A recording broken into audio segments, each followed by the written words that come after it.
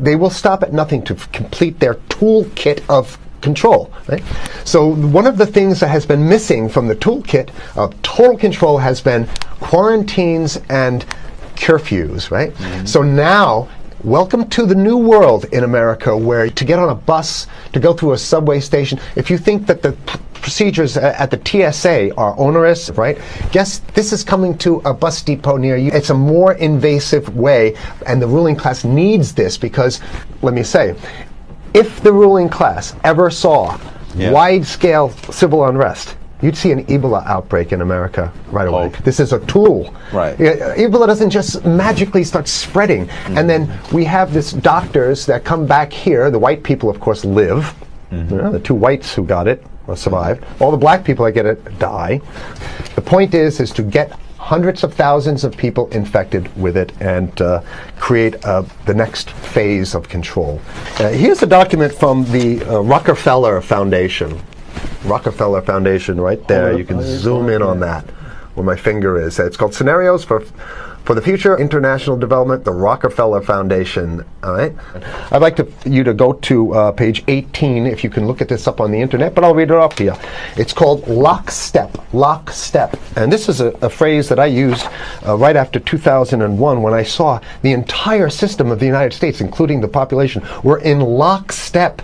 So the Congress went along, and yes, it was Osama bin Laden, and the people waved their flag and said, I hate, hate, hate, hate, and everything was in lockstep. Well, in 2010, they published this, Rockefeller Foundation, and here's what they're saying.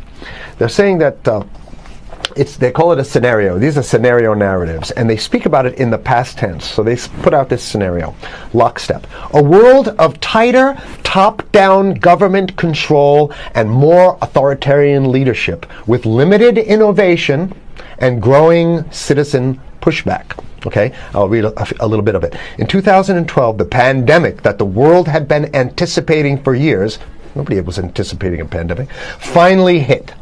Unlike 2009's H1N1, this new influenza strain originating from wild geese, they use some scenario, but this is Ebola they're talking about. Ahead. Even the most pandemic-prepared nations were quickly overwhelmed when the virus streaked around the world, infecting nearly 20% of the global population and killing 8 million in just 7 months, the majority of them healthy young adults. The pandemic also had a deadly effect on economies. You can see the agenda.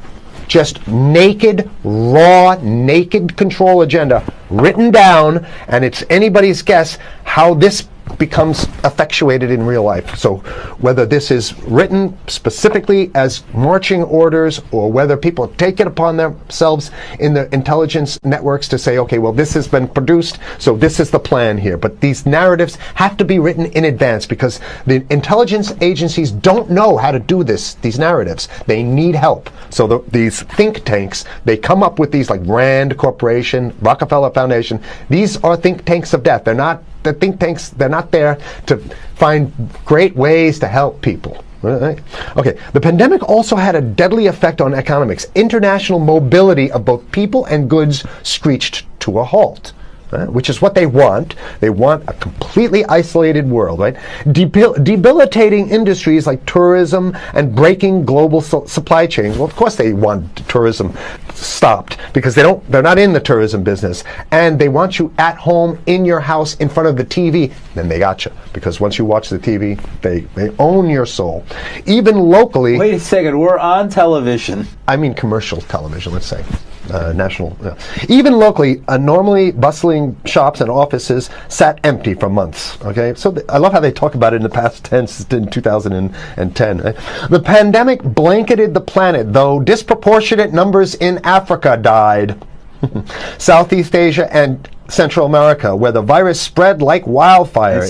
But even in developed countries, containment was a challenge. Now here's this one. I love this one. The United States' initial policy of strongly discouraging, in quotation marks, strongly discouraging citizens from flying proved deadly in its leniency. So they should have been tougher, right? Accelerating the spread of the virus, not just within the United States, but across borders. However, a few countries did fare better. China in particular. The Chinese government's quick imposition and enforcement of mandatory quarantine for all citizens, as well as its instant and near hermetic sealing off of all borders, saved millions of lives, stopping the spread of virus far earlier than in other countries. So the message is here is we have to look towards the Chinese, the oppressive totalitarian Chinese regime as an example of what we need to be doing here. And of course, the ruling class here loves the Chinese regime because they have demonstrated to the ruling class the most efficient form of capitalism, which is authoritarian capitalism. So we have capitalism, but unfortunately we have this veil. I get it. We have this veil of democracy. China's government was not the only one that took extreme measures to protect its citizens from risk and exposure. During the pandemic, national leaders around the world flexed their muscles, flexed their authority, and imposed airtight rules and restrictions. You can see the agenda. Go. Okay. From the mandatory wearing of face masks to body temperature checks at the entries to communal spaces. Don't think about having a cigarette, a joint on you, or basically you can't. This is a dragnet for everything. So the ultimate cavity cavity search kind of thing. All right. So during the pandemic, national leaders around the world flex their authority. Now there's some good stuff. Listen to this. And even supermarkets, they want body checks at supermarkets. Okay, so basically what they're saying is they're building a system where every move you make, you got to go through them. You can't get food. Well, how about if you go to the farmer's market? Right. Here's the good stuff now. I mean, it just keeps getting better. Even after the pandemic faded, this more authoritarian control and oversight of citizens and their activities stuck. And even intensified. That's the whole point. And then when there's no more Ebola, well, you know what? We kind of like this way because we have an complete infrastructure of a control grid. In order to protect themselves from the spread of increasingly global problems, from pandemics and national terrorism to environmental crisis and rising poverty, leaders around the world took a firmer grip on power. Well, what the hell would rising poverty have anything to do with imposing strict citizen controls with face masks? So they're very sloppy stuff here. At first, the notion of a more controlled world gained wide acceptance and approval. I'm sorry. Nobody likes this stuff. Citizens willingly gave up some of their sovereignty and their privacy to more paternalistic states in exchange for greater safety and stability. I mean, that's just a complete naked contradiction to the famous saying that if you think you're going to give up a little bit of security, I mean, if you're going to give up your freedom for security, you're going to get neither. That's the long-standing thing. And here, what they're doing is, they're not even ashamed or embarrassed to absolutely say the exact opposite. They're saying, yes, we all want to give up our privacy and sovereignty for more stability and security and stability. So you don't get that. When you give it up like that, you get the shaft. And scenarios for the future of technology and international development. Okay. Now I have two more documents. Keep it zoomed. We have the National Security Memorandum of December 10th, 1974. This is Henry Kissinger's brainchild.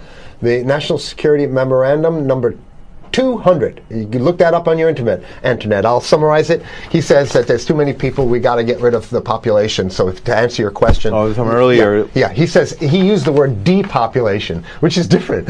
Depopulation means killing people that already exist, and it's to get the minerals, because we need the minerals. And here's another one. The CDC has a patent on Ebola. They've patented it. Yeah? Right. So basically, if you want to get a cure for your Ebola, you got to go. It says it right up here, right? It says human Ebola virus species and compositions and methods thereof, and it's a patent. It's a patent. They patented the main strain plus something like 17 other strains of it. So they own it now, and I don't know how exactly you can own that, but apparently they've done the same thing. Yeah, I didn't think you could own a natural. Yeah, you can. I guess the main thing to finish off this show is this: that they want to get more control, more and it's going to be curfews and quarantines. So what I'm saying is that unless the American people start to get some new way to revolt, a new way to organize, new way to protest, unless we can break through the apathy, because that's what we have here, then it's going to be a slave state here. The ruling class doesn't seem to have too much resistance. They're getting everything on their Christmas shopping list, and they've been wanting quarantines and curfews for a long time. Now they got it. And if you want to live in a world where you're tricked into all this stuff because it's for your safety, right? And if you want to have a probe and make sure you got to check your pockets, make sure you don't have anything incriminating on you before you go out, and when you step out of your house, you want some police there to monitor and see what you're doing. If that's the world you want to live in, be apathetic, don't do anything. You're going to get that world very soon. It's coming your way.